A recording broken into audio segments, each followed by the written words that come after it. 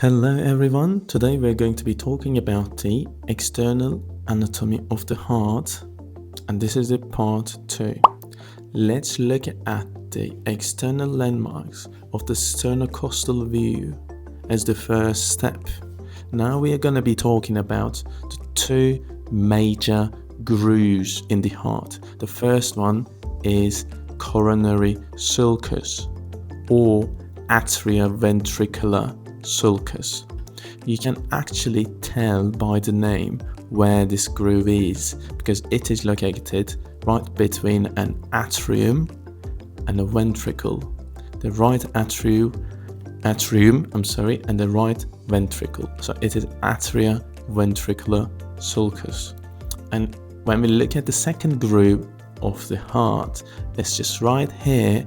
It is called anterior intraventricular sulcus.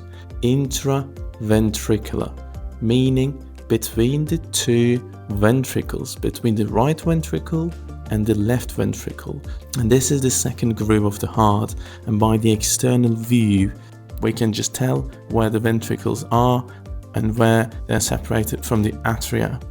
So when we look at there, this is called auricle. So this is the right auricle, which is the ear-like extension of the right atrium. And this is the left auricle. This is the ear-like extension of the left atrium.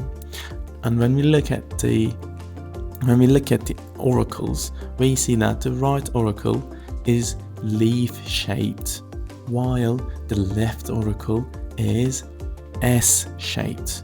We can talk about them again when we look at the diaphragmatic view. Now we can see the superior vena cava, which opens at the right atrium, and we can see the pulmonary trunk arises from the right ventricle.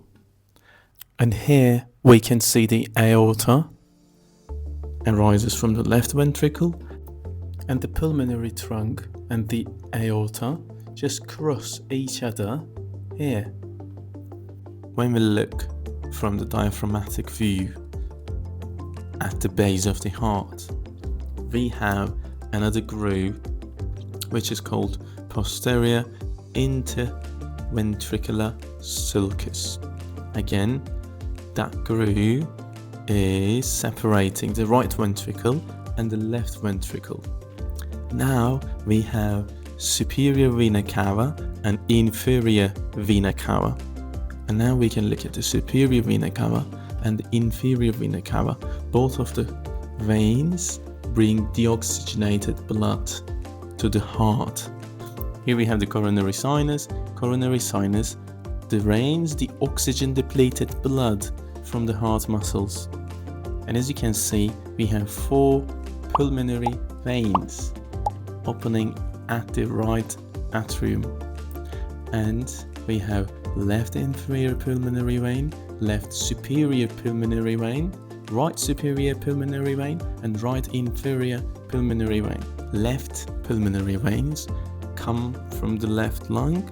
They carry the oxygenated blood to the right atrium, while the right pulmonary veins come from the right lung and they bring the oxygenated blood at the right atrium. And we can see that there is another groove there. It is called sulcus terminalis cordis, or simply terminal sulcus. And terminal sulcus is basically separating the right atrium into 2 different portions.